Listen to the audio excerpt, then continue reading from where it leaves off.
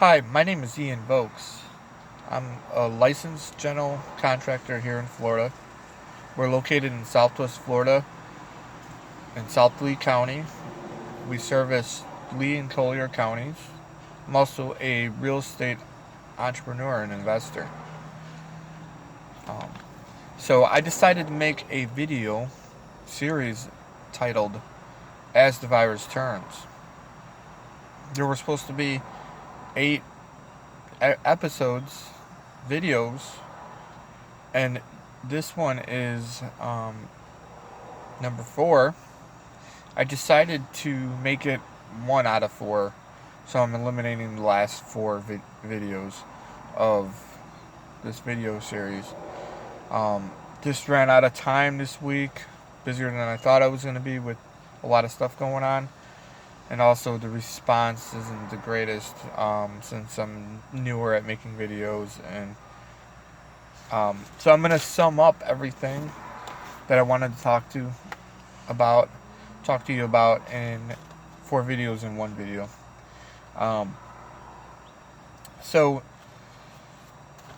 this fourth video was going to be about business opportunities coming up in the next year. So if you think about it, a lot of business owners that are baby boomers, they're 55 and up, they're looking to get rid of their businesses, to sell them, to wrap it up, but um, and to retire. But there's not a lot of people buying these businesses. So in the next year, there's going to be a lot of opportunities to buy established businesses for business owners.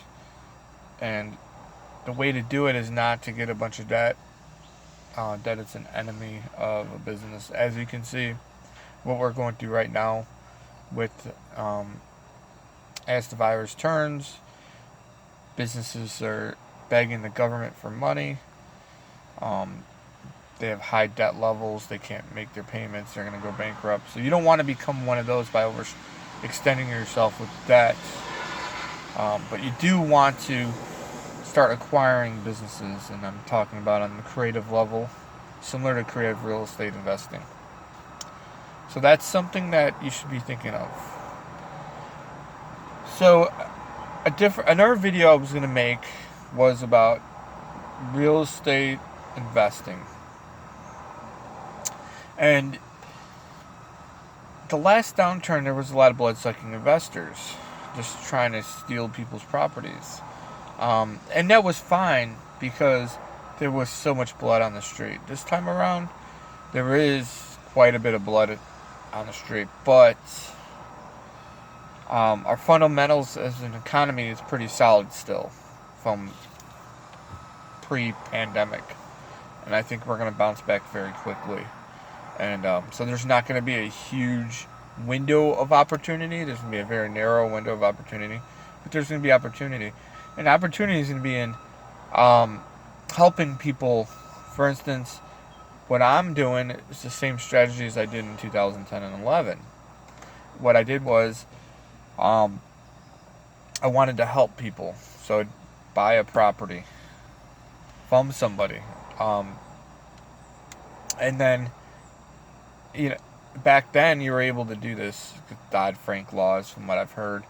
Nowadays, you can't do this, rent it back to the people that you bought it from. But you can do a lease, purchase option for the lease.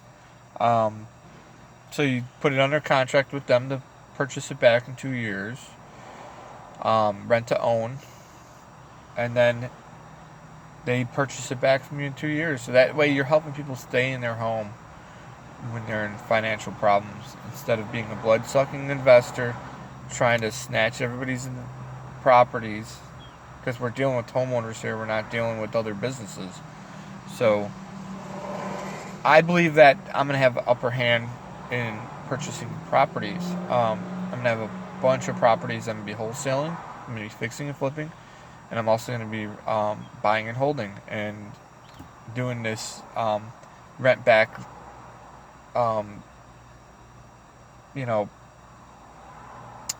option legally with a seller that's desperate and who's distressed, and that's helping people, not blood sucking off of their equity. And I really advise everybody to stay away from that. Also, real estate. I know the past like 6 to 8 years, I've heard so many investors talking about getting property for cheap again, like in 2008 to 2012. We have a reality versus pennies on the dollar real estate purchases, which is a dream at this point. In 2006, 7, 8, we had record amounts of new construction housing hitting the market. We had an oversupply of real estate, new construction, and that affected the existing home sales too. And when the pool of buyers went away after 2008, there was a bunch of houses on the market and nobody to sell them to. Well, this time around, we are at about 30% to 40% on a nationwide level of construction, new construction, which has put, particularly in the affordable home range, has put us way under where we should be with housing numbers. Meaning, we need 1.5 million, probably now 0.75 million a year, but we've only been averaging about 500,000, I believe it is. So even with the correction in the market downturn, we're still under what we need as in units to satisfy the needs of our country. So it's a supply and demand thing. Supply has been low, demand has been high, and it will continue on from natural growth. So do not expect prices to go down. And plus, we have inflation coming, hyperinflation's coming, stagflation's coming in about 10 years. So you're going to see a huge uptick in pricing despite whatever happens with an economy. And then the last video I was going to make was about politics. How are we going to adapt to being a sovereign nation from now on versus globalism? You know, with technology innovation and encouraging people to do essential jobs and improving them so they can compete with pay with other non-essential jobs is going to be important. I'm not saying take everything up to $15 an hour, like some of the politicians have been proposing, but we should start putting a little bit of effort into creating more livable wage jobs for essential workers, so they're enticed to get into that. And then we could use the technology to create higher paying jobs with what's deemed to be lower skilled work. And that's, with innovation, as I was talking about. And we need to eliminate China in our supply chain of goods. It's going to be a slow phase out, but we have to eliminate them. We can't depend on China for anything, really.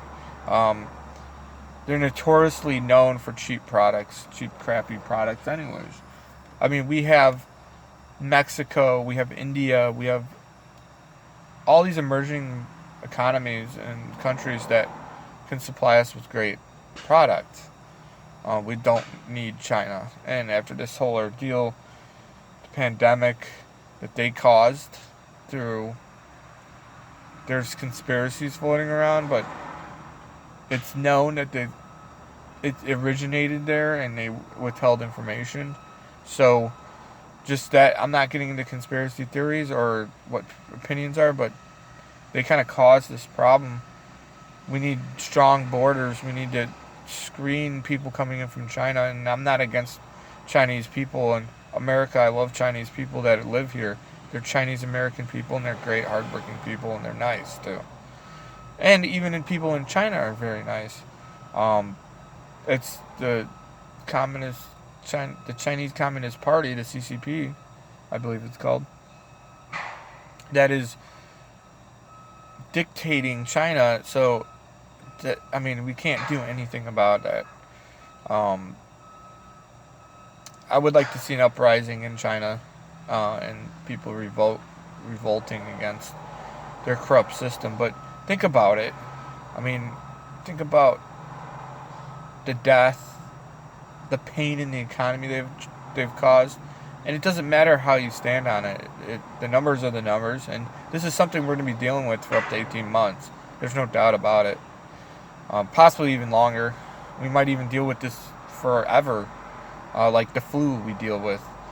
So, China should be held accountable, and we need to eliminate them from our supply chain of goods.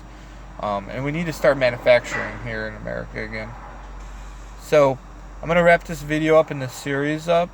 This is video 4. It was supposed to be 8. My name is Ian Vokes. I'm with Vokes Construction LLC. I'm a licensed general contractor in the state of Florida, Southwest Florida. And my phone number is 239-785-6644. I'm also a real estate investor, so I'm looking to buy properties. I'm looking to buy businesses. And thank you.